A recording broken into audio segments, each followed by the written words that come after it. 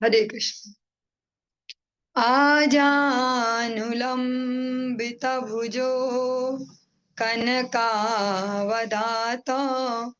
संकीर्तन पितर कमलायताक्ष विश्वम्भरो द्विजवरो युगधर्मपाल वन्दे जगत्प्रियकरौ करुणावतार।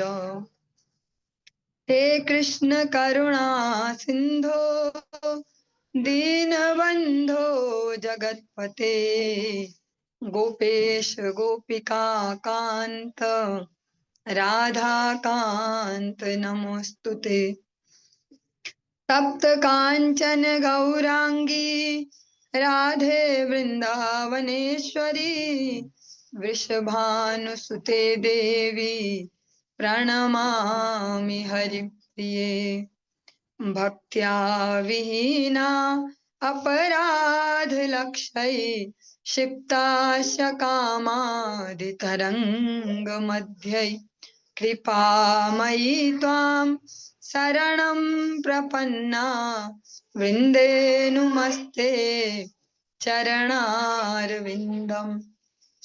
जय श्री कृष्ण चैतन्य प्रभु नित्यानंद श्री अद्वैत गदाधर श्रीवासादि गौर भक्त वृंद।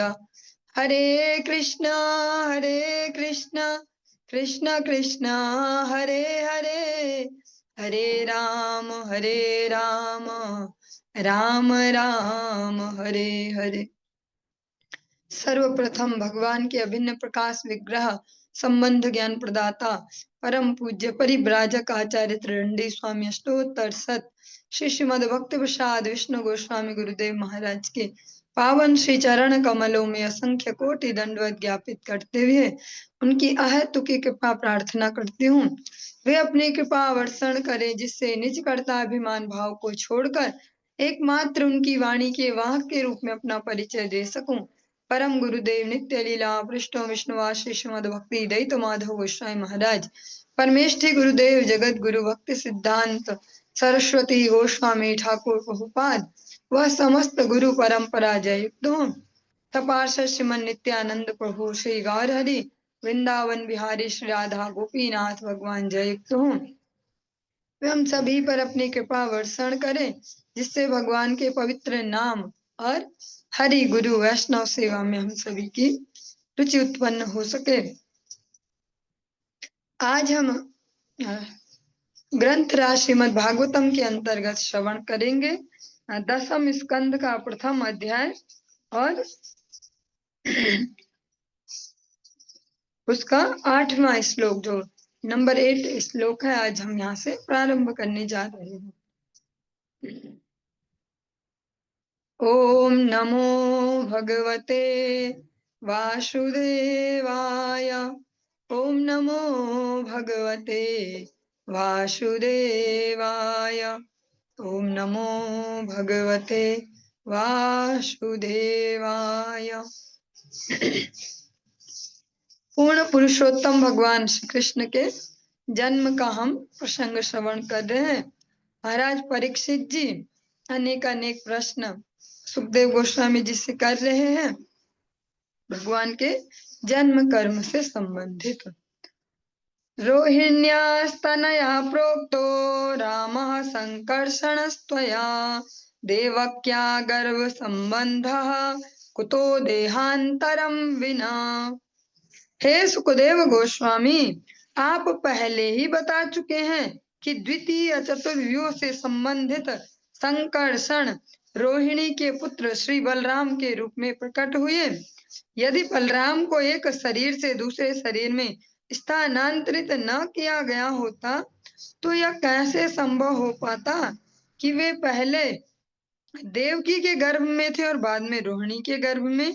कृपया मुझे इसकी व्याख्या कीजिए, क्योंकि जैसा हम सभी भी श्रवण करते हैं कि बलराम जी रोहिणी नंदन है लेकिन देवकी नंदन भी है, तो किस प्रकार से यह संभव हो पाया।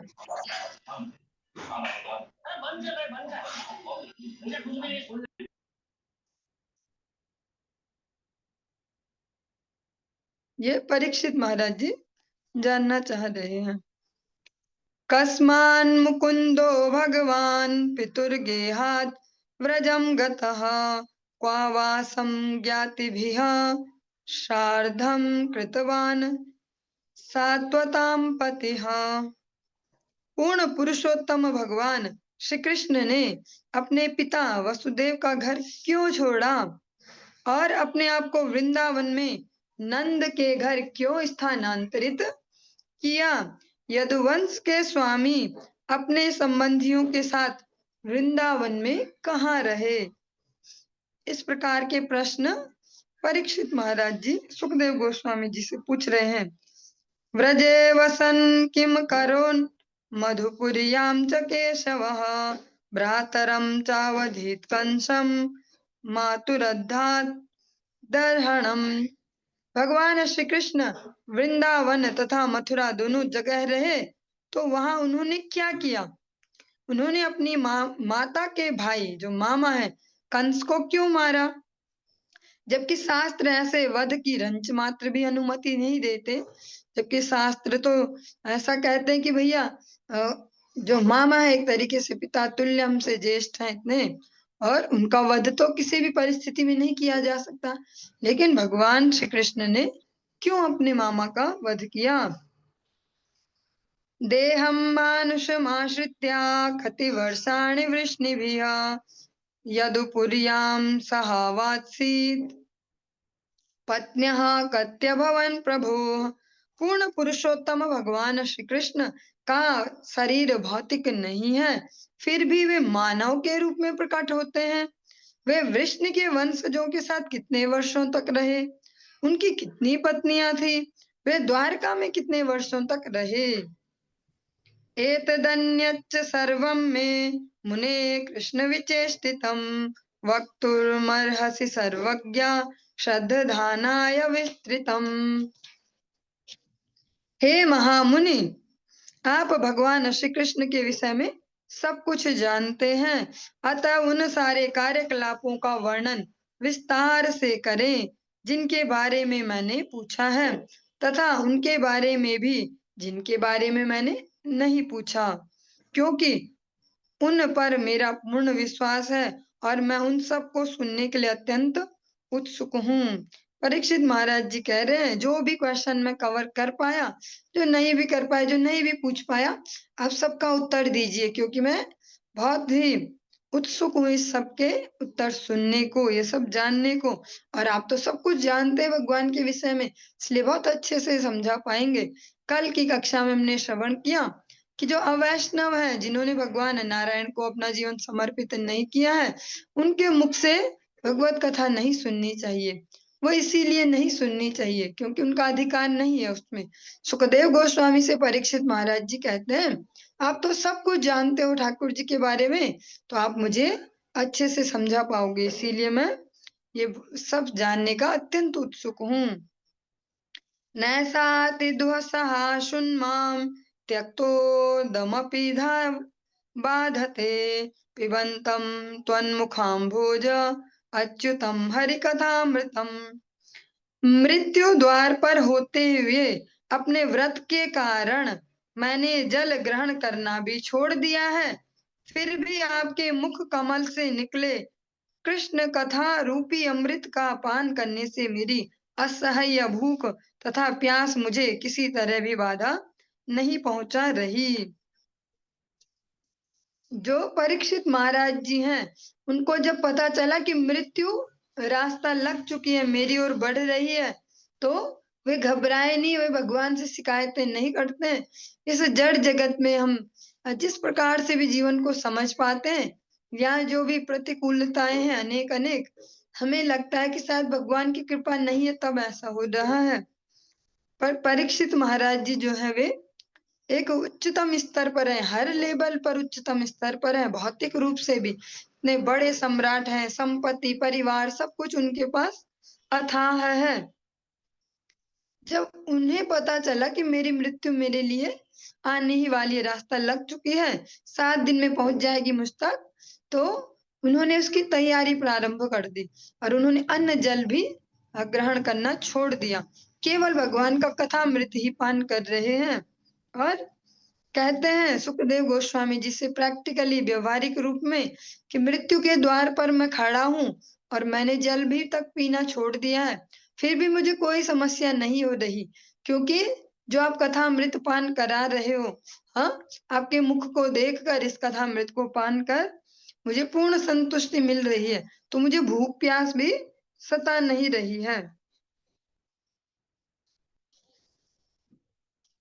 सूत उवाच एवं निशम्य भृगुनन्दन साधुवादं वैयासकिः स भगवान्नथ विष्णुरातं प्रत्यर्च कृष्णचरितं कल्मषघ्नं व्याहर्तुमारभत भागवत प्रधानः। श्रील सूत गोस्वामी ने कहा, हे भृगुपुत्र, जो सौनक मुनि हैं, परम आदरणीय व्यास पुत्र भक्त श्रील सुखदेव गोस्वामी ने महाराज परीक्षित के शुभ प्रश्नों को सुनकर राजा को सादर धन्यवाद दिया। फिर उन्होंने कृष्ण कथा के विषय में वार्ता प्रारंभ की, जो इस कलयुग के समस्त कष्टों के लिए औषधि है। ऐसी चर्चा प्रारंभ की, जो चर्चा कलयुग में जो भी दोष हैं, जो भी समस्याएं, उनके लिए औषधि के रूप में। और ऐसी चर्चा एकमात्र भगवत चर्चा है, किसी पड़ोसी की चर्चा नहीं, किसी और व्यक्ति विशेष की चर्चा नहीं, केवल भगवान की चर्चा। स्पष्ट कहा गया, कलि कल्मष अग्नम। श्रीशुक उवाच सम्यग् व्यवसिता बुद्धिस्तव राजर्षि सत्तमा वासुदेव कथायां ते यज्जाता नैष्ठिकीरतिः। श्रील सुखदेव गोस्वामी ने कहा, हे राजर्षियों में श्रेष्ठ, चूंकि आप वासुदेव की कथाओं के प्रति अत्यधिक आकृष्ट हैं, अतः निश्चित रूप से आपकी बुद्धि आध्यात्मिक ज्ञान में स्थिर है, जो मानवता का एकमात्र वास्तविक लक्ष्य है। चूंकि यह आकर्षण अनवरत रहता है, अतः निश्चित रूप से उत्कृष्ट है। कल भी रविवार के कार्यक्रम में हम सभी यही चर्चा कर रहे थे। इस जगत में जो भी अट्रैक्शन है, कैसे भी अट्रैक्शन, हर कैटेगरी के अट्रैक्शन, वे हमें ज्यादा देर तक बांधे नहीं रख सकते अपने साथ। ऐसा नहीं है कि कोई शराब पी रहा है तो वो लगातार पीते ही रहे, महीनों हो गए पीते ही जा रहा, नहीं, बीच में ब्रेक उसको लेना ही पड़ता है। कोई डीजे में नाच रहा हो तो रात दिन नाचता रहे, ऐसा भी नहीं हो पाता। इस जगत के कोई भी विषय निरंतर किसी को बांध कर नहीं रह सकते, लेकिन एकमात्र भगवद आकर्षण ऐसा है, भगवान के नाम का, भगवान की कथा का आकर्षण ऐसा है, जो अनवरत आकृष्ट कर सकता है एक जीवात्मा को। क्योंकि, और हाँ, बहुत सारे लोगों को नहीं करता, हम ऐसा सोच सकते हैं क्रॉस क्वेश्चनिंग, कि बहुत सारे लोगों को तो नहीं करता, क्योंकि उन्होंने उतनी उसमें अटेंशन अभी अपनी पुट नहीं की है जितनी और जगह करते हैं। जो इस नाम में अपना फोकस करते हैं और समझना चाहते हैं सम्यक रूप से इस जगत को, आध्यात्मिक जगत को, और समझते हैं, फिर वे कभी इससे बाहर नहीं निकलते कि बहुत परेशान हो गए, बहुत साल हो गए, अब चलो चलो वापस चलो, ऐसा नहीं, वे और आगे जाना चाहते हैं, और आगे जाना चाहते हैं, क्योंकि जो भगवान है वे अनंत हैं, उनका जो आकर्षण है, जो माधुर्य, वो भी अनंत है। सुखदेव गोस्वामी जी कहते हैं कि हे राजर्षियों में श्रेष्ठ, जो राजा भी ऋषिवत जीवन जीते हैं उन्हें कहते हैं राजर्षि, और आप समस्त राजर्षियों में श्रेष्ठ हैं परीक्षित महाराज। आप भगवान वासुदेव की कथाओं में अनुरक्त हैं। इससे पता चलता है कि आपकी बुद्धि स्थिर है अध्यात्म में, और यही एकमात्र मानवता का वास्तविक लक्ष्य है, अध्यात्म में बुद्धि स्थिर होना। मानवता का लक्ष्य ये नहीं है कि हम जो भी प्रक्रियाएं यहाँ हैं इंद्रिय विषयों की भर भर के इंद्रिय तर्पण करते रहे और फिर मजबूरी में शरीर छोड़ दें। चाहते तो नहीं है हम कोई भी शरीर छोड़ना, बस मजबूरी में हमसे छुड़ा लिया जाता है, बस इंद्रिय तर्पण में ही लगे रहे। तो ये मानवता का लक्ष्य नहीं है। मानव शरीर जिनको प्राप्त होता है भगवत के पास है, एकमात्र लक्ष्य है कि वो विवेक युक्त बुद्धि से, स्थिर बुद्धि से समझ पाए कि ये शरीरों में जो परिवर्तन है क्यों होता है, ये अलग अलग टाइप के शरीर क्यों है, ये प्रकृति कार्य कैसे कर रही है, हमारा वास्तविक स्वरूप क्या है। क्योंकि जिस शरीर में हम खुद को स्वीकार करते कि हम ये हैं जी, जिसको हम देखते हैं शीशे में रोज रोज कि हम ये हैं, ये भी तो निरंतर बदलते जा रहा है।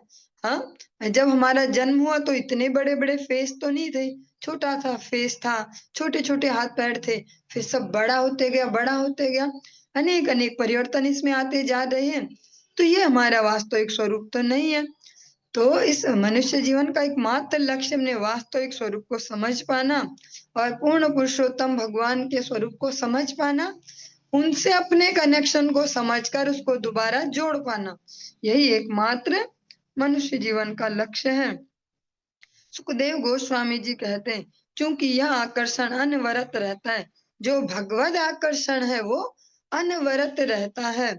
जिन्होंने ईमानदारी से भगवान को समर्पण किया है, हम देख पाते अनेक अनेक ऐसे भक्तों को भी जीवन में कितनी बड़ी बड़ी विपत्तियां आ रही हैं, शरीरों में अनेक अनेक प्रकार के कष्ट होते हुए भी भगवत आश्रय को नहीं छोड़ते।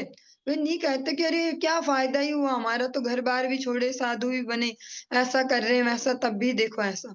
वो इस प्रकार से नहीं, क्योंकि वे सम्यक रूप से समझते हैं इस भौतिक प्रकृति को और भगवान के स्वरूप को, अपने स्वरूप को। अनेक अनेक आज के समय में भी अनेक अनेक ऐसे संत उपस्थित हैं जिनको भीषण भीषण शारीरिक समस्याएं होते भी भगवत सेवा में लगे हुए हैं।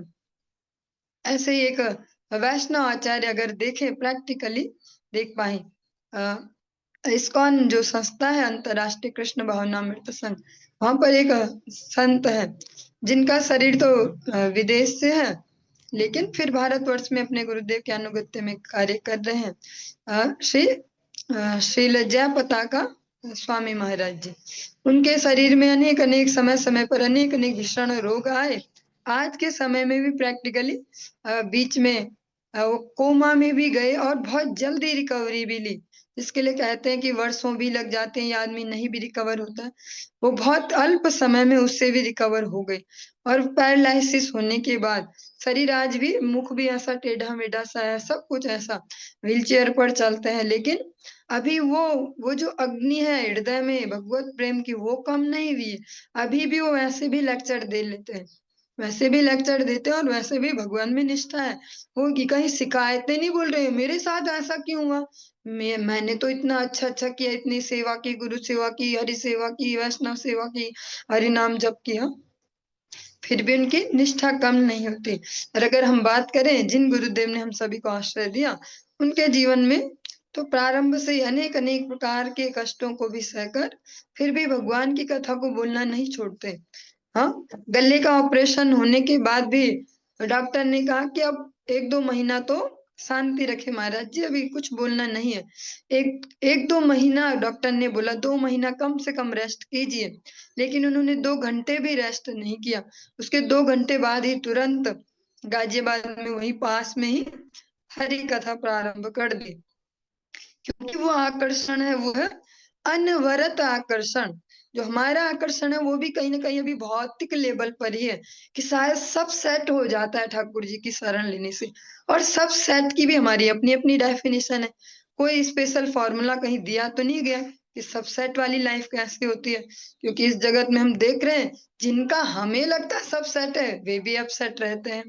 तो जो जिनको ये नित्य आकर्षण लग जाता है भगवान से, अनवरत आकर्षण, सुखदेव गोस्वामी जी कह रहे हैं निश्चित रूप से उत्कृष्ट है, सबसे उत्कृष्ट यही आकर्षण है। हरि बोल। वासुदेव कथा प्रश्न पुरुषा स्त्रीन पुनाति वक्तारम प्रच्छकम श्रोत्रिस्तत्पाद सलिलम यथा। भगवान श्री विष्णु के चरणों के अंगूठे से निकलने वाली गंगा तीनों लोकों, जो ऊर्ध्व लोक हैं, ऊपर के लोक हैं, मध्य हैं और अधः लोक हैं, उनको पवित्र बनाने वाली है। इसी प्रकार जब कोई व्यक्ति भगवान वासुदेव श्री कृष्ण की लीलाओं तथा गुणों के विषय में प्रश्न करता है तो तीन प्रकार के व्यक्ति, वक्ता या उपदेशक, प्रश्नकर्ता और सुनने वाले, ये मनुष्य शुद्ध हो जाते हैं। जैसे गंगा जी तीन लोकों को पावन करती हैं, जो ये भगवत कथा है, भगवान की जो लीलाएं हैं, ये भी तीन टाइप के, तीन श्रेणी के मनुष्यों को पवित्र करती हैं, जो उत्तर दे रहे हैं, जो प्रश्न कर रहे हैं और जो उसको श्रवण कर रहे हैं। तीनों जो कैटेगरी है, इन तीनों को ही पवित्र करती है ये भगवत कथा। भूमिर्दृप्त नृपव्याज दैत्यानीकशतायुतः आक्रांता भूरि भारेण ब्रह्माणं शरणं यया। एक बार जब माता पृथ्वी राजाओं के वेश में गर्वित लाखों असुरों की सेना से बोझिल हो उठी, तो वह इससे छुटकारा पाने के लिए ब्रह्मा जी के पास पहुंची। जो सो कॉल्ड राजा थे, लेकिन थे असुर, प्रवृत्ति असुरों वाली थी।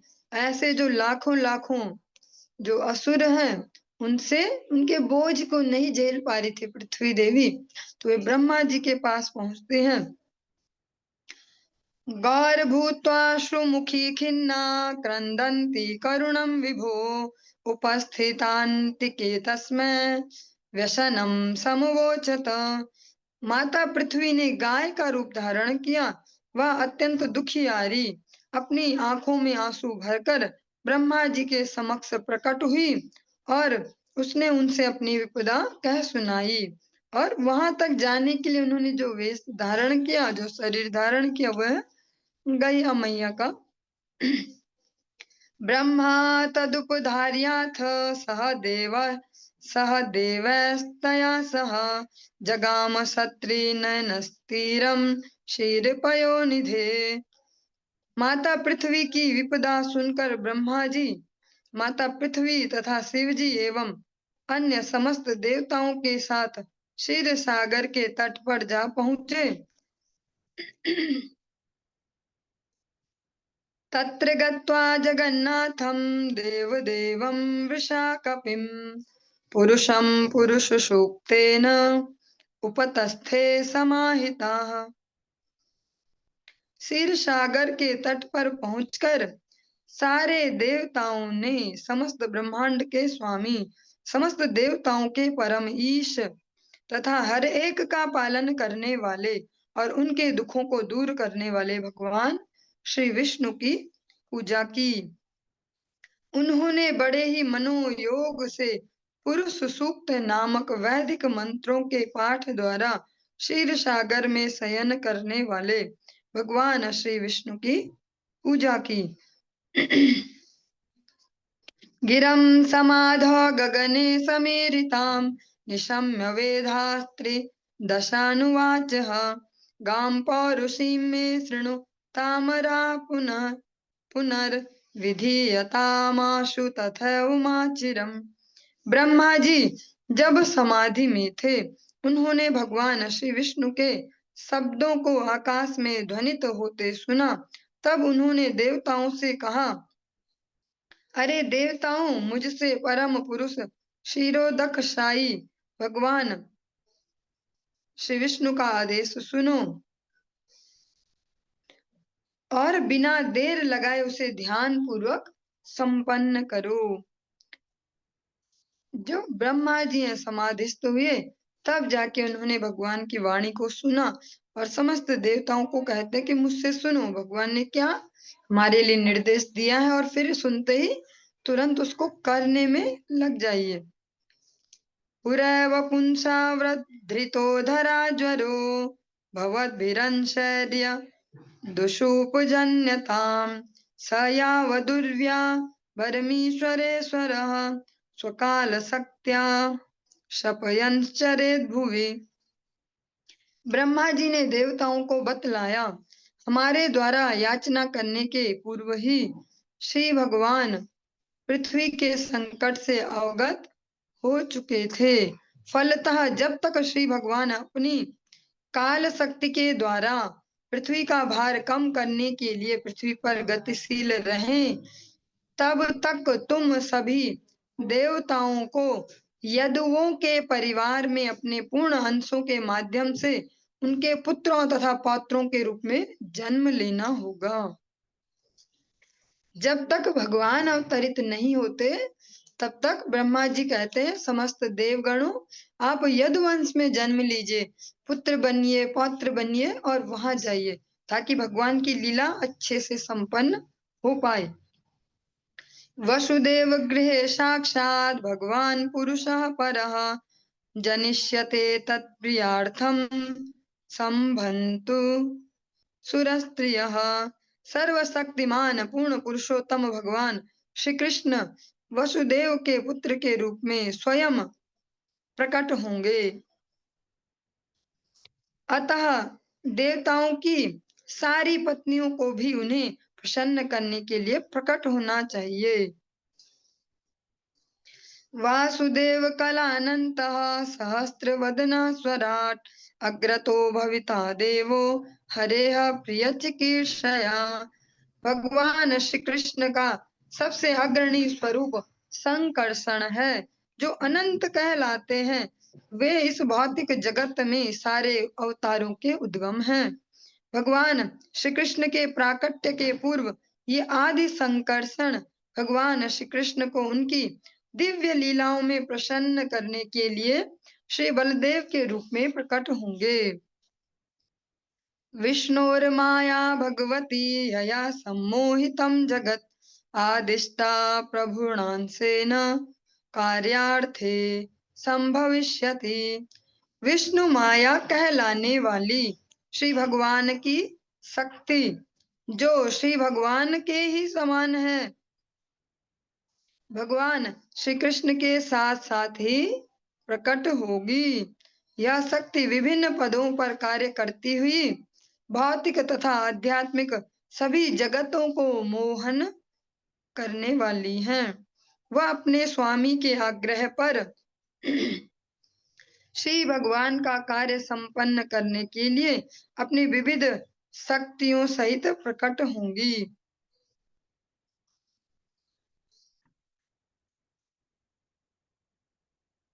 श्रीशुक उवाच इत्यादिश्यामर गणान् प्रजापतिर्विभुः आश्वास्य च महिं गिरिभिः स्वधाम परमं यया। श्रील सुखदेव गोस्वामी ने आगे कहा, इस तरह देवताओं को सलाह देकर तथा माता पृथ्वी को आश्वस्त करते हुए अत्यंत शक्तिशाली ब्रह्मा जी, जो समस्त प्रजापतियों के स्वामी होने से प्रजापति पति कहलाते हैं, अपने लोक ब्रह्मलोक को लौट गए। सूरसेनो यदुपतिर्मथुरामावसनपुरीम् मथुराक्षुरसेनाश्च विषयान् बुभुजे पुरा। प्राचीन काल में यदुवंश का मुखिया सूरसेन मथुरा नामक नगर में रहने के लिए गया। वहां उसने माथुर तथा सूरसेन नामक स्थानों का भोग किया। राजधानी तथा साभूत सर्व यादव भूभुजाम मथुरा भगवान यत्र नित्यम सन्निहितो हरिः। उस समय से मथुरा नगर सारे यदुवंशी राजाओं की राजधानी बनी रही। मथुरा नगर तथा मथुरा जनपद भगवान श्री कृष्ण से घनिष्ठता से जुड़े हैं, क्योंकि वहां भगवान श्री कृष्ण का नित्यवास है। आप सभी ने उपदेशामृतम में भी इस प्रकार से श्रवण किया होगा कि जो अगर समस्त सृष्टि में देखा जाए सबसे श्रेष्ठ स्थल तो मधुपुरी वो वैकुंठ जनितो मधुपुरी, इस प्रकार से उपदेशामृतम में कहते हैं कि अगर समस्त स्थानों का अगर आकलन किया जाए तो मधुपुरी सर्वश्रेष्ठ है। तस्यां तु कर्हिचिच्छारिर्वसुदेवः कृतोद्वः देवक्या सूर्यया सार्धं प्रयाणे रथमारुहत। कुछ समय पूर्व देववंश के वसुदेव ने देवकी से विवाह किया। विवाह के बाद वह अपनी नव विवाहिता पत्नी के साथ घर लौटने के लिए अपने रथ पर आरूढ़ हुआ। उग्रसेन सुतः कंसः स्वसुहा प्रिय चिकीर्षया रश्मीन हयानां जग्राह रौक्मे रथ सतैर्वृतः। राजा उग्रसेन के पुत्र कंस ने अपनी बहन देवकी को उसके विवाह के अवसर पर प्रसन्न करने की दृष्टि से घोड़ों की लगामें अपने हाथ में थाम ली और स्वयं रथ चालक बन गया। वह सैकड़ों सुनहरे रथों से घिरा था।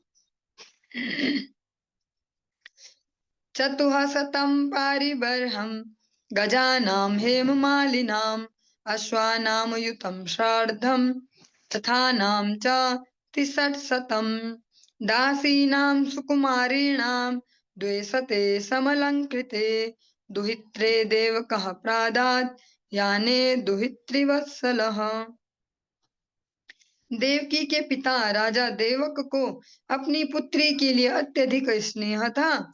अतएव जब देवकी तथा उनके पति घर से विदा होने लगे तो जो उनके पिता हैं उन्होंने दहेज में सोने के हारों से सुसज्जित 400 हाथी दिए, साथ ही 10,000 घोड़े, 8,000 रथ तथा 200 अत्यंत सुंदर तथा गहनों से अच्छी तरह अलंकृत युवा दासियां दी।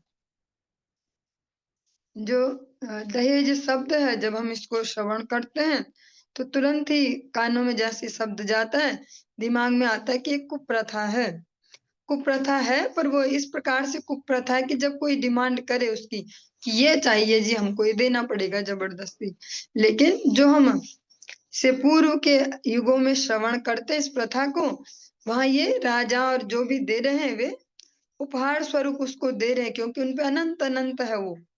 वो उसको वहां पर कर के रूप में नहीं दे रहे जबरदस्ती वाला, कह रहे नहीं देंगे तो बुरा मान जाएंगे। वहां पर उपहार स्वरूप है, प्रेम से देते हैं। शंख तूर्य मृदंगाश्च निर्दुर्दुन्दुभय समम प्रयाण प्रक्रमे तात वरवधो सुमंगलम। हे प्रिय पुत्र महाराज परीक्षित,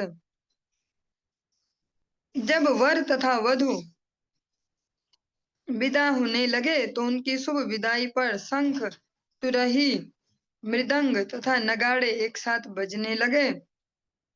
पथि प्राग्रहिणं कंस आभास्याः शरीरवाक् अस्यास्त्वामष्टमो गर्भो हन्तायां वह से अबुधः। जब कंस घोड़ों की लगाम थामे मार्ग पर रथ हाँक रहा था तो किसी अशरीरी आवाज, बिना शरीर के जो आवाज आई, जिसको हम देववाणी, आकाशवाणी इस प्रकार के अलग अलग नामों से जानते हैं, उस आवाज ने उसको संबोधित किया।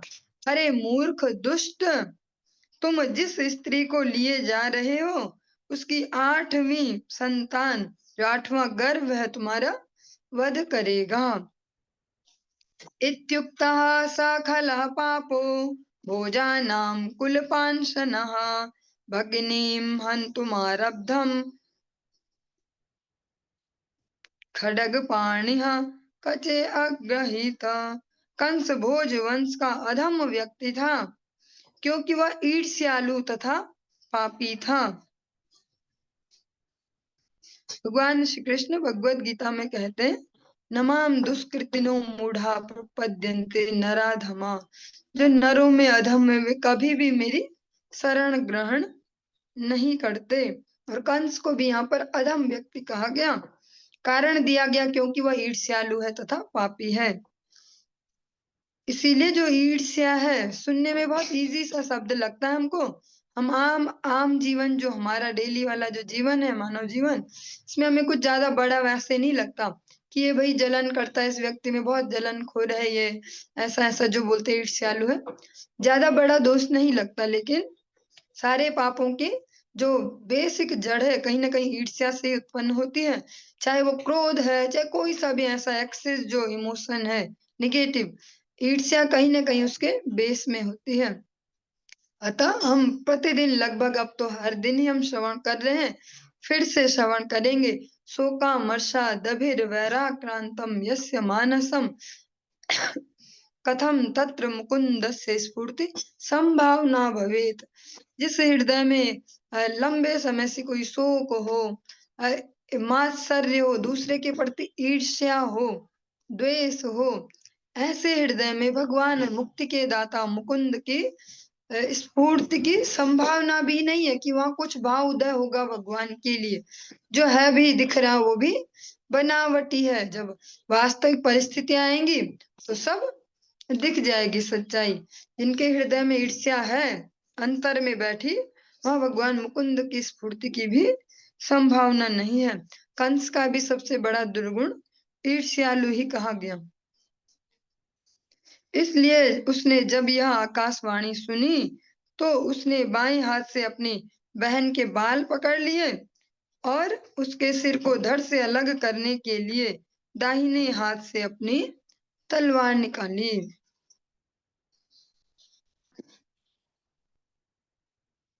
तम जुगुप्सित कर्माणं निशंसं निरपत्रपं वसुदेवो महाभाग उवाच परिशान्त्वयन्।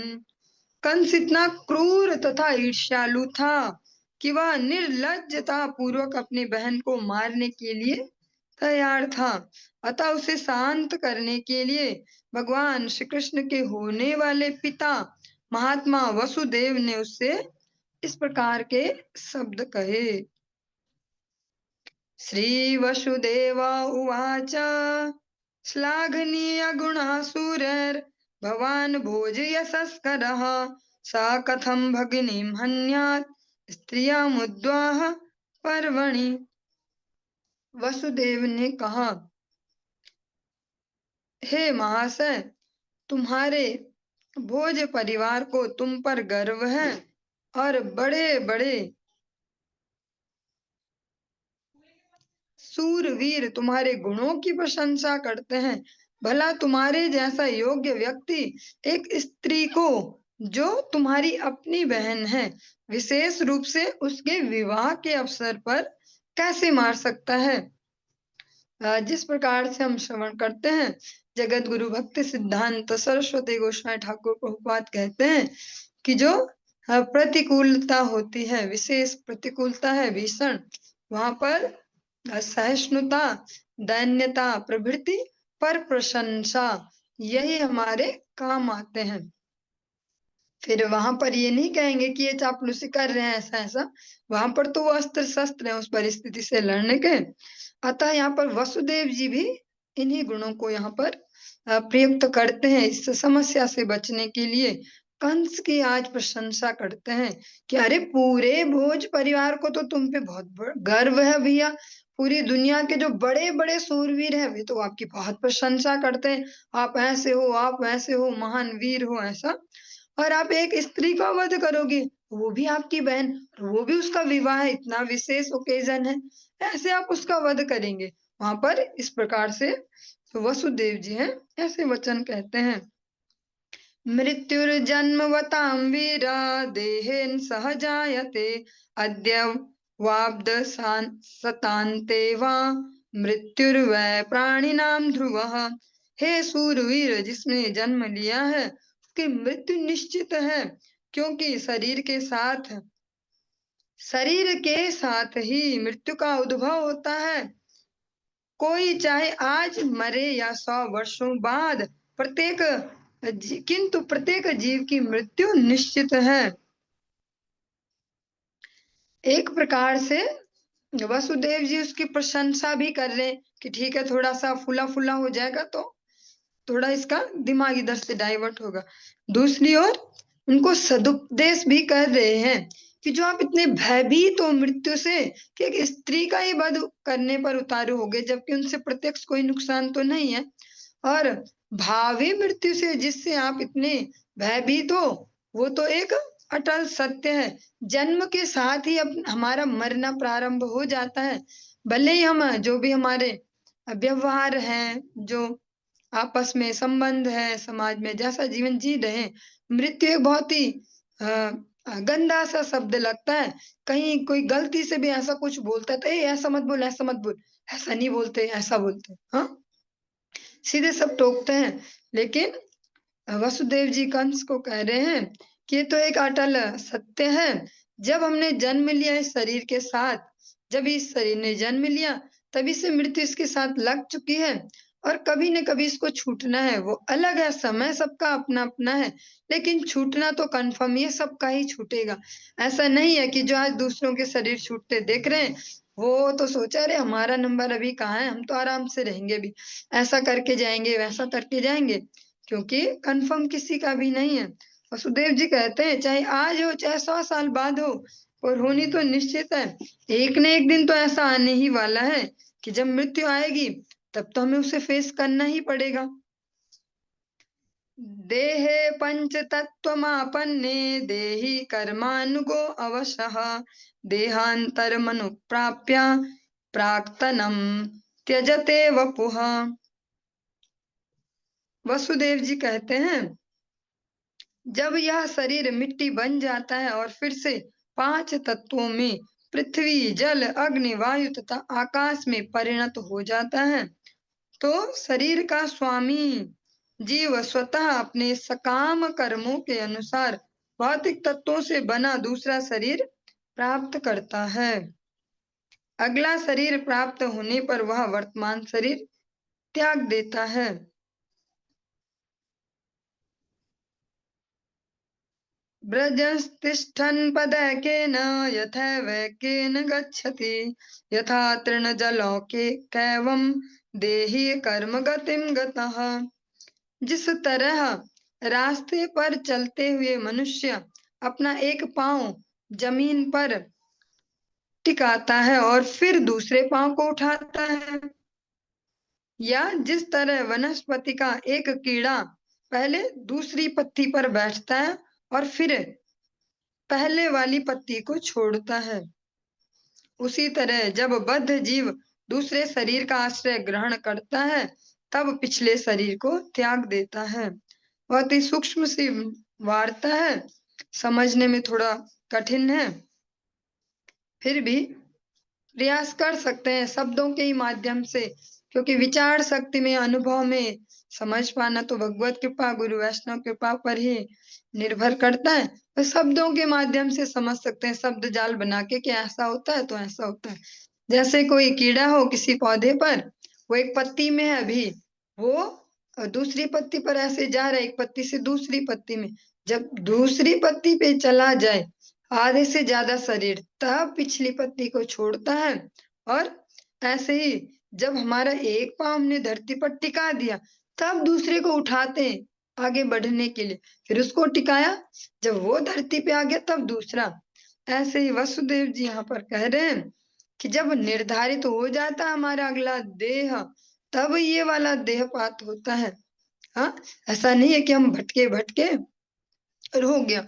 वो बहुत ही रेयर कंडीशंस होती हैं जिनमें शरीर प्राप्त नहीं हुए, भटक रहे, वे कोई बहुत ज्यादा रेयर कंडीशन में ही ऐसा होता है। स्वप्ने यथा पश्यति देहमीदृशं मनोरथेनाभिनिविष्टचेतनः श्रुताभ्यां मनसानुचिन्तयन् प्रपद्यते तत्किमपि यपस्मृतिः। किसी परिस्थिति को देखकर या सुनकर ही मनुष्य उसके बारे में चिंतन मनन करता है और अपने इस शरीर का विचार न करते हुए उसके वशीभूत हो जाता है। इसी तरह मानसिक संतुलन द्वारा वह रात में भिन्न शरीरों तथा भिन्न परिस्थितियों में रहकर सपना देखता है और अपनी वास्तविक स्थिति को भूल जाता है, उसी प्रक्रिया के अंतर्गत वह अपना वर्तमान देह त्याग कर दूसरा शरीर ग्रहण करता है। जिस प्रकार से हम दिन भर में जो भी सुनते हैं, देखते हैं, बातचीत करते हैं, उसमें से ही कुछ न कुछ कलेक्ट करके और रात्रि में हम स्वप्न जगत में जीते हैं। उस समय हमें याद नहीं है वास्तविक स्थिति कि हम कौन-सा शरीर है, किस पलंग पर लेटे हैं। हम तब जिस स्वप्न में हैं, जो सारे दिन भर अनुभव लिए थे, विचार लिए, सुना, उन सब के अनुसार एक काल्पनिक जगत में विचरण करते हैं। ऐसे ही जब इसी प्रकार से तुलना की गई कि जो हमारे वास्तविक स्वरूप हैं, उनको भूलकर हम अलग-अलग देहों में ऐसे भ्रमण करते हैं, वो स्वप्न राज्य की भांति।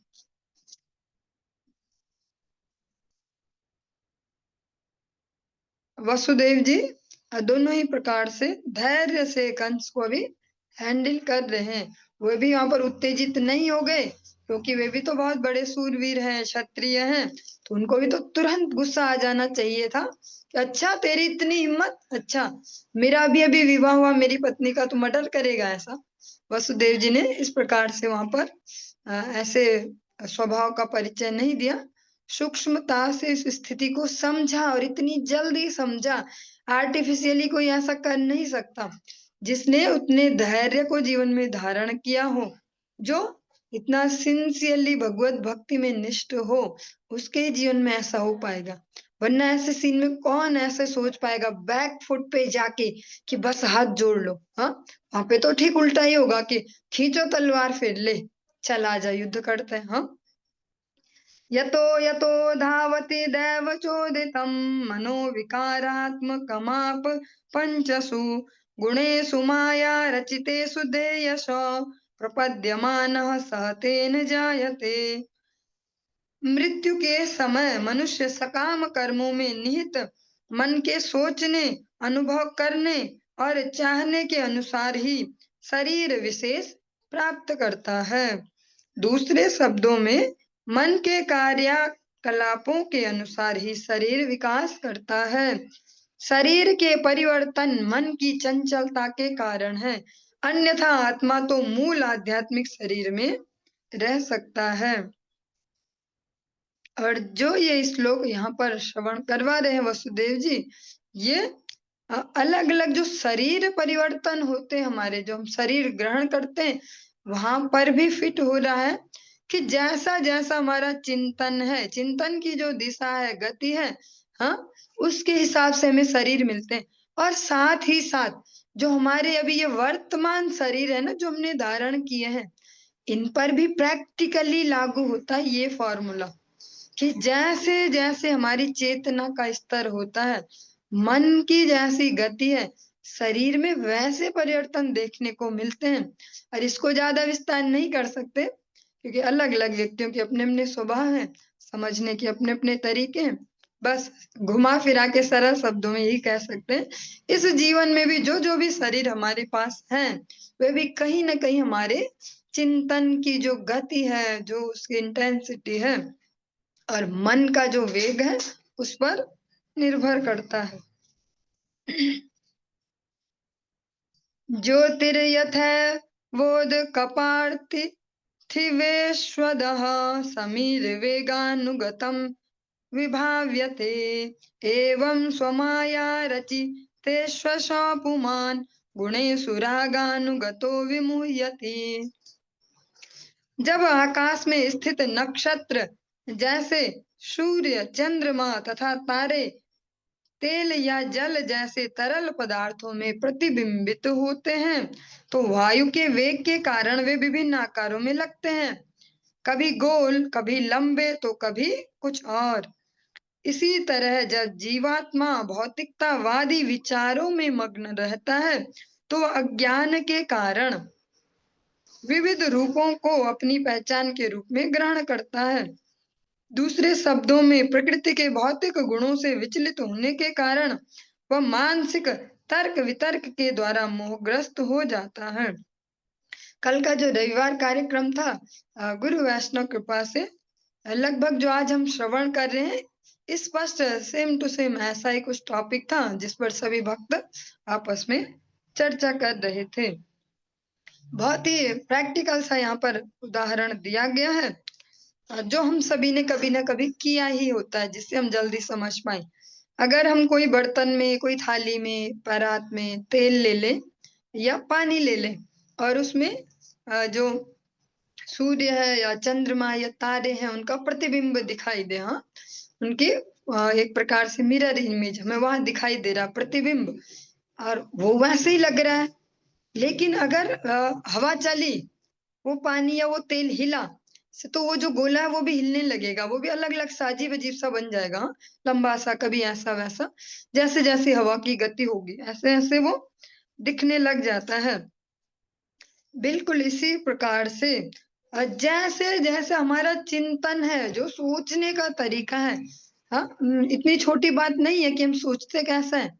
ये बहुत ही सूक्ष्म सा विषय कि हमारा दिमाग कैसे चलता है, सोचते कैसे, किस प्रकार से विचार शक्ति हमारी कार्य करती है।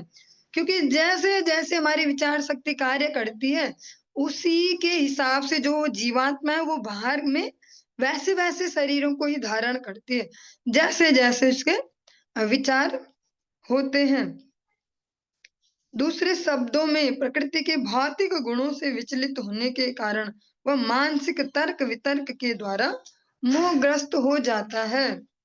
जिस जीव को अपने वास्तविक स्वरूप का बोध नहीं हो पाता, हाँ, जिसके इतनी सुकृति उदय नहीं हो पाई, जिस पर भगवत भक्तों का अनुग्रह नहीं है, वो अनेक अनेक प्रकार के मानसिक चिंतन कर करके, अनेक प्रकार की कलुषिता को ग्रहण करके और अनेक मानसिक तर्क वितर्कों से ग्रस्त होकर वो अजीबो गरीब परिस्थितियों में जब इस शरीर को छोड़ेगा, जिस प्रकार का यहाँ स्टेज है मेंटल स्टेज जैसा, वैसे शरीरों में पहुंचेगा।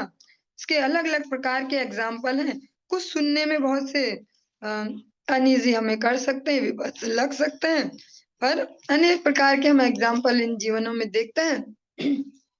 अनेक प्रकार के शारीरिक दोषों के साथ कुछ लोग जन्म लेते हैं और वो भीषण भीषण सी परिस्थितियां, फिर भी शरीर नहीं छूट रहे हैं और घर वाले भी शरीर जबरदस्ती छुटवा नहीं सकते किसी का, ऐसे ऐसे। तो कहीं ना कहीं जो हमारी मानसिक चिंतन है, और इसको अन्यथा में कोई नहीं ले, इसको एक हम नॉर्मल चर्चा के रूप में ही कह रहे हैं, क्योंकि हम पर्टिकुलर किसी पर्सन को नहीं कह रहे कि उसने ऐसा सोचा तो वो ऐसा शरीर मिला, बस एक बृहद लेवल पर ही चर्चा है। जैसे जैसे हमारे चिंतन है वैसे वैसे हमें देह प्राप्त होते हैं, फिर उन देहों को प्राप्त करके हम फिर जैसे चिंतन को आगे बढ़ाएंगे फिर वैसे देह प्राप्त करेंगे। तो जो हमारा देहांतरण है ये चलता ही रहेगा, अनगिनत प्रकार से अगणित रूपों में हम परिवर्तित होते ही रहेंगे तब तक जब तक भगवत आश्रय नहीं ले लेते, भगवत जनों के अनुगत्य में अनेक अनेक जन्मों में भटकते ही रहेंगे। कभी ये वाला कुत्ता बन सकते हैं, कभी वो वाला, अलग अलग हम सभी सुनते ही हैं, देखते ही हैं। आज तो जानकारियों का भंडार ही है पूरा, सबके फोनों में देख सकते हैं कि कुत्ते भी कितने टाइप के होते हैं, बिल्लियां भी कितने टाइप की, मनुष्य भी 4 लाख टाइप के होते हैं। एक एक टाइप में अगर 10-10 बार भी जन्म मिले तो कितने जन्म तो मनुष्य वाले ही निकल जाए, हाँ, अगर हम कुत्ता बिल्ली ना भी इमेजिन कर पाए अपने लिए, मनुष्य ही हर टाइप में अगर हमें 10-10 बार भी जन्म मिल जाए तो कितने जन्म ऐसे ही निकल पा रहे हैं।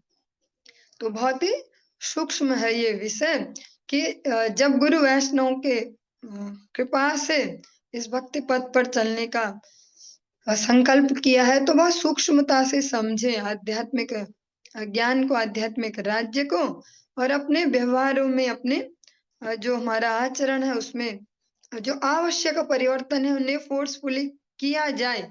क्योंकि जो हमारे लिए मंगलकारी होता है अधिकतर देखा जाता है उसमें हमारी रुचि नहीं होती, क्योंकि रुचि अरुचि मन का विषय है और मन की गति नीचे की ओर ही है, मन को कभी ऊपर की ओर नहीं जाना है।